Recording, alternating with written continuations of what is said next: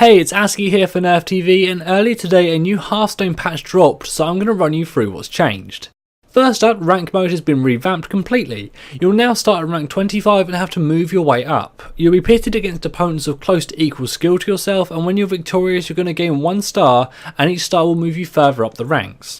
Winning streaks will reward you with more stars per win, however once you reach rank 20 you'll also be able to lose stars by losing any games. Once you hit rank 5, winning streaks will no longer have a bonus, making it harder to move up towards rank 1. Now when you finally achieve rank 1 with 5 stars, your next victory will push you up to legendary ranks. At this point, the rank icon will become an orange mana crystal with a number contained within it. This number is your exact rank against the other players in your region and will show up to the first 10,000 legendary players.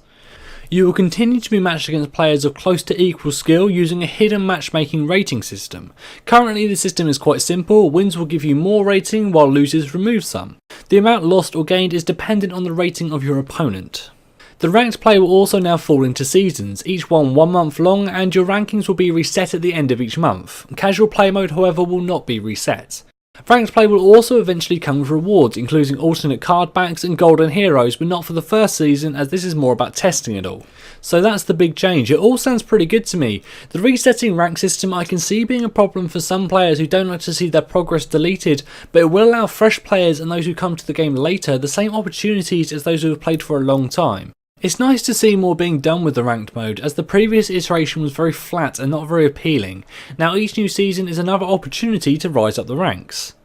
Now that's not all the patch brought with it though. New features were added, allowing you to abandon a quest each day to have it replaced with a random new quest, the ability to see the last person you played against and also see players near you, and you can opt in to see other players in your local network or friends.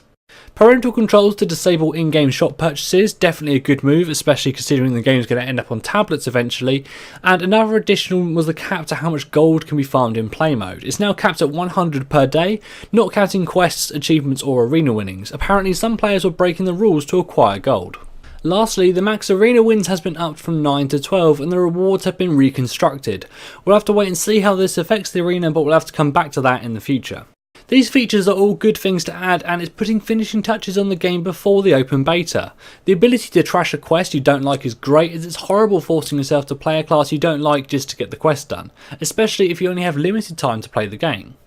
The new social features and parental controls are a needed addition, and I'm unsure what happened to force the 100 gold cap, so if you know, let me know in the comments. A number of cards have also been changed. In general, all golden cards now have animations, and the visuals of some cards have also been improved. The Hunter has seen a much needed nerf put on Unleash the Hounds, where previously it allowed the Hunter to play a load of minions and attack with them all on the same turn. It now gives you a 1/1 Hound with charge for each enemy minion on the board. Starving Buzzard has seen its stats dropped from a 2-2 to a 2-1 to even it up against mages, druids and rogues.